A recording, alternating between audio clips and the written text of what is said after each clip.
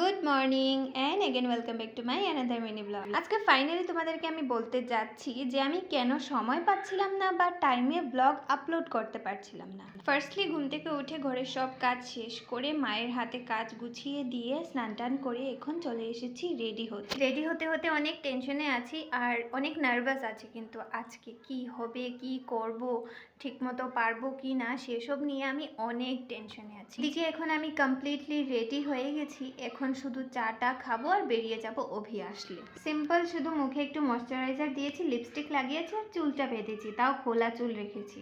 এদিকে আমার মা চা বানিয়ে নিয়ে চলে এসেছে, সকালে ব্রেকফাস্টটা করে নিব আর মাও আমার সাথে ব্রেকফাস্টটা করে নিচ্ছে। এখন বাচ্চা শুধু 9:30। আর এদিকে দেখলাম অভিও চলে এসেছে নিচে।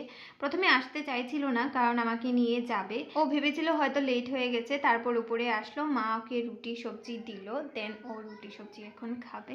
আর অনেক গল্প করছিলাম আর আজকে কি কি হবে কি কি না সেসব নিয়ে কথাবার্তা বলছিলাম ঘরের সবার সাথে। আর কতটুকু নার্ভাস ছিলাম আমি, আমার মা অভি দিদন সবাই আমাকে বোঝাচ্ছিল কিচ্ছু হবে না, একদম রিল্যাক্স ফিল কর, আর বাবা নারায়ণ তো তোর সাথে আছে। সেসব অনেক কিছু কথা আমার মা আমাকে অনেক কথা বুঝিয়েছিল। অ্যান্ড ফাইনালি আমি কথাটা বলছি তোমাদেরকে, আমি একটা চাকরি পেয়েছি আর ওই চাকরির আজকে প্রথম দিন জয়েনিং। হ্যাঁ জানি এত নার্ভাসের কিছু নেই, কিন্তু প্রথম দিন যেহেতু জয়েনিংয়ের তাই একটু নার্ভাস। নতুন জায়গা, নতুন মানুষ, নতুন কাজ, সেসব কিছু ভেবে ভেবেই তো আমি পুরো নার্ভাস হয়ে যাচ্ছি। কয়েকটা চকলেট আমার ব্যাগে পড়ে দিয়েছে, কারণ বলছে যখনই তোকে নার্ভাস ফিল লাগবে তখনই চকলেট একটা মুখে দিয়ে দিস। তারপর আর কি বেরিয়ে আসলাম ঘর থেকে, এসেই আমি চলে এসেছি আমার অফিসে। আসার পর স্যার আমাকে সব কিছু বুঝিয়ে দিয়েছিলেন, তারপর আমি কাজ করা শুরু করেছি।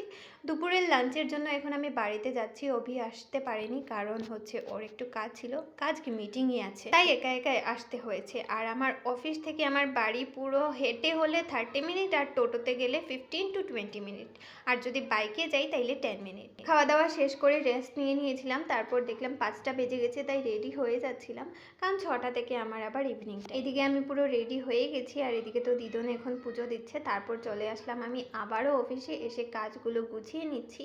আমার এই আজকের ব্লগটা তোমাদের কেমন লেগেছে অবশ্যই আমাকে কমেন্ট করে জানিও। দেখা হচ্ছে তোমাদের সঙ্গে অন্য একটা সুন্দর মিনি ব্লগে। আজকে আসছি, তোমরা সবাই ভালো থাকো, সুস্থ থাকো, এটাই আমার প্রে। Good night.